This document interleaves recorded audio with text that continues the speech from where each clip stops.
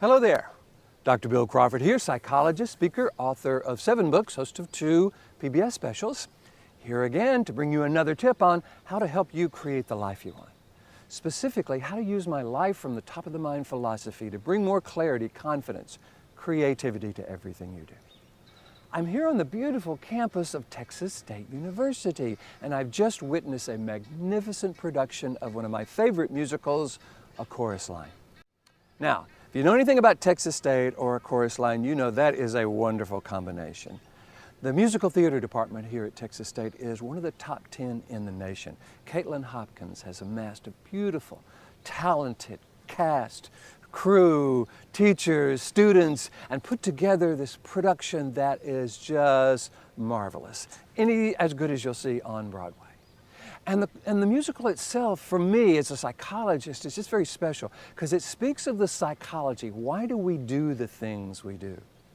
Matter of fact, one of the songs that they sing toward the end of the musical is What I Did for Love. And it talks about how love has been the driving force of these kids who are, working against all odds, auditioning when there's not enough jobs, but sticking to it because they're doing what they love.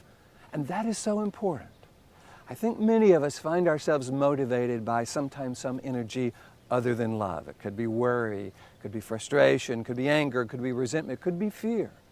And for those of you who follow my life from the top of the mind philosophy, you know those particular motivating energies actually throw us into that lower 20% of the brain, where all we can do is just react from a fight or flight perspective.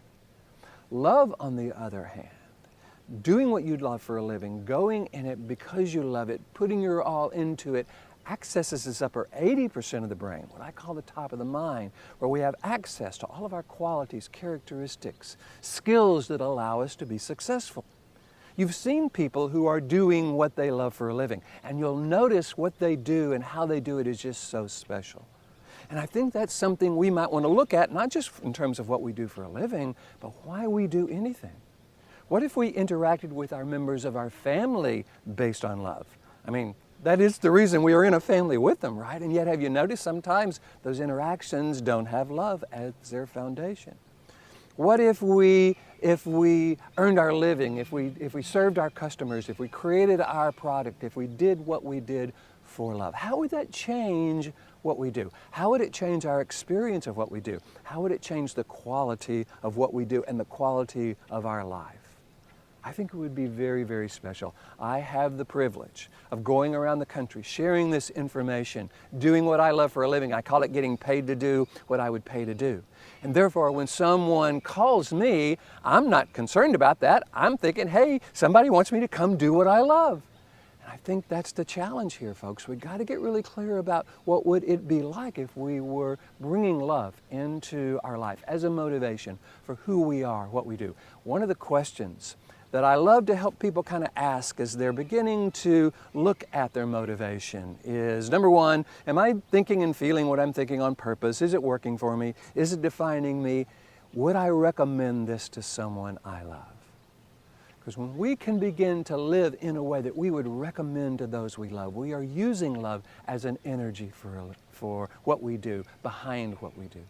There's a model I have in my book that says power, spells power, and it's about having more power, more influence in our life and the lives of others. One of the letters, P-O-W-E, is about the energy we use. There's a quote in there that says, stress is an indicator of our belief in the value and validity of our worries and fears.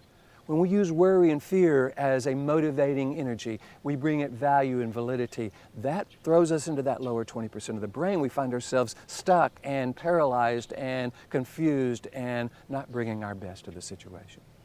But when we're willing to live our life in a way that we would recommend to those we love, we do what we do for love, with love.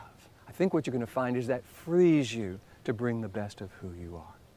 If that's something you're interested in, if you would like me to come and talk to your organization, your school, about how to access those qualities and characteristics and bring them to life regardless of the situation, all you got to do is go to my website, billcrawfordphd.com, hit the contact button, let me know what you're interested in. Love to talk with you about that. In the meantime, here is to you, bring more clarity about what is the driving energy in your life, love or fear. more clarity, confidence, creativity to everything you do. And I look forward to seeing you in the next video.